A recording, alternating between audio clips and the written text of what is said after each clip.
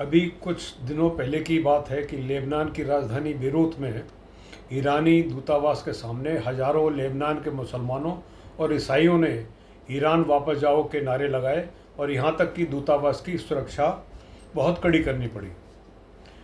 अब जाकर लेबनान वालों को शायद समझ में आ रहा है कि लेबनान की बर्बादी 1980 से अयातुल्ला खोमैनी ने शुरू की थी। एक ज़माने में लेबनान दुनिया का सबसे खूबसूरत देश माना जाता था। उसकी राजधानी बेरूत एशिया की पेरिस कही जाती थी। दुनिया के सबसे बड़े व्यापार का केंद्र लेबनान था। खास तौर पर सोना, चांदी, ज्वेलरी की ट्रेडिंग का सबसे बड़ा केंद्र बेरूत हुआ करता था।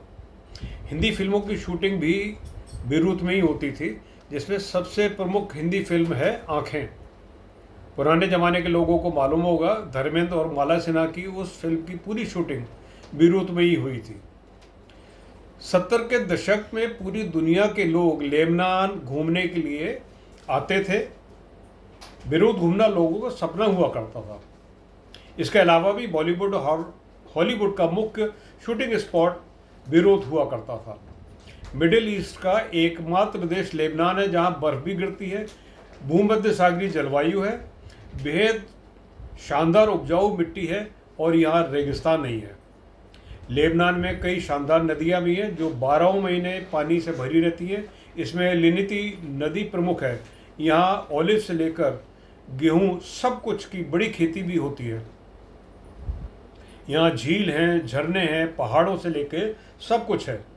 फिर भी ईरान में इस्लामी क्रांति हुई 1969 में। अयातुल्ला खोमैनी गद्दी पर बैठा और तब उसने संविधान में संशोधन करके इजराइल की मान्यता समाप्त कर दी और यहूदियों को धरती का नागरिक मानने से ही इनकार कर दिया।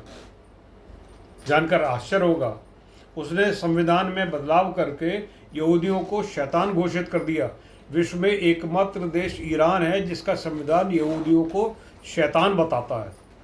खोमैनी ने इसके बाद अपना पूरा फोकस इजराइल को ख़त्म करने पर लगाया।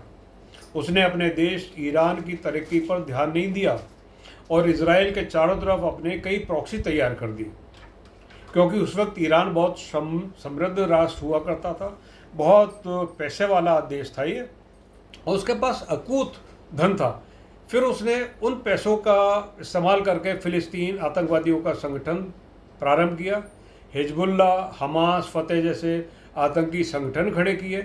यमन में हूतियों को खड़ा किया और इसके लिए उसने लेबनान की डेमोग्राफी बदल दी।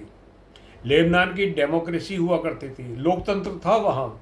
लेबनान में 20% मुस्लिम थे, 5% यहूदी थे और बाकी ईसाई थे।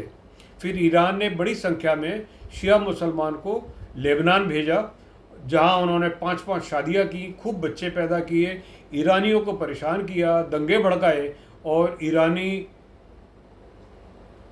लोगों ने वहाँ जाकर ईसाई लड़कियों के साथ बलात्कार जैसी घटना की।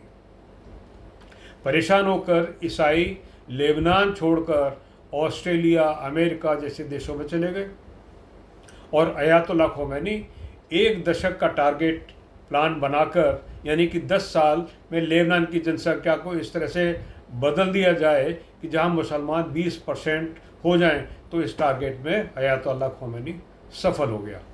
और जैसे ही मुस्लिम 50% हुए, लेबनान में गृह युद्ध छिड़ गया। लेबनान जलता रहा।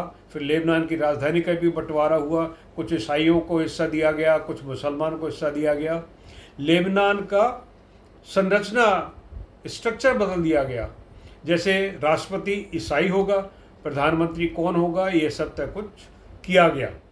और इस समय रफ़ीक हरीरी सहित लेबनान के 2 प्रधानमंत्रियों की भी हत्या हुई। उसके बाद शिया इस्लामी संगठन हिजबुल्ला ने लेबनान को अपना गढ़ बनाया और उन्होंने इजराइल को परेशान करना शुरू कर दिया। अब इजराइल बमबारी करके लेबनान को ख़त्म कर रहा है, मिट्टी में मिला रहा है, तबाही फैला रहा है। यहाँ तक कि लेनिती नदी के ब्रिज को उड़ाकर उस पर भी कब्जा करके लेबनान में 30 किलोमीटर तक अंदर जाकर अपना हिस्सा इजराइल ने घोषित कर दिया। इजराइल का अधिकार है, क्योंकि उसे अपना एक बफर जोन बनाना है।